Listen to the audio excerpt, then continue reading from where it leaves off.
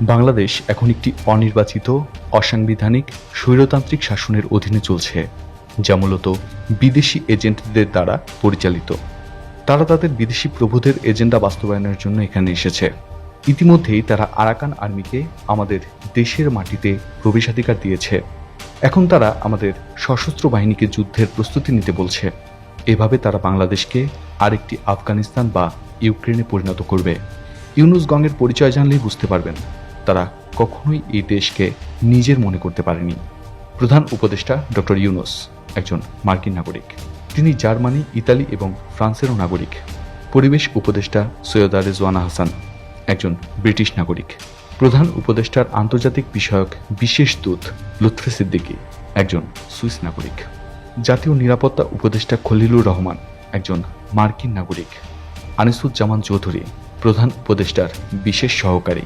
প্রতিমন্ত্রীর মর্যাদা অর্থ মন্ত্রণালয় একজন অস্ট্রেলীয় নাগরিক। শফিউর রহমান প্রধান উপদেষ্টার বিশেষ সহকারী। প্রতিমন্ত্রীর মর্যাদা পররাষ্ট্র মন্ত্রণালয় একজন সুইস নাগরিক। শেখ মঈনুদ্দিন প্রধান উপদেষ্টার বিশেষ সহকারী। প্রতিমন্ত্রী সড়ক পরিবহন ও সেতু মন্ত্রণালয় একজন মার্কিন নাগরিক। ফয়েজ আহমেদ তোয়েব প্রধান উপদেষ্টার বিশেষ সহকারী। প্রতিমন্ত্রী ডাক, টেলিযোগাযোগ ও তথ্য প্রযুক্তি মন্ত্রণালয় একজন ডাচ নাগরিক। আশিক চৌধুরী প্রতিমন্ত্রী পদমর্যাদা বিনিয়োগ উন্নয়ন কর্তৃপক্ষ একজন ব্রিটিশ নাগরিক। আলী রিয়াজ সাংবিধানিক সংস্কার কমিটির প্রধান, ঐক্যমত কমিশনের উপসভাপতি, মার্কিন নাগরিক। বদিউল আলম মজুমদার নির্বাচন সংস্কার কমিশনের প্রধান একজন মার্কিন নাগরিক। কামাল আহমেদ গণমাধ্যম সংস্কার কমিশনের প্রধান একজন ব্রিটিশ নাগরিক।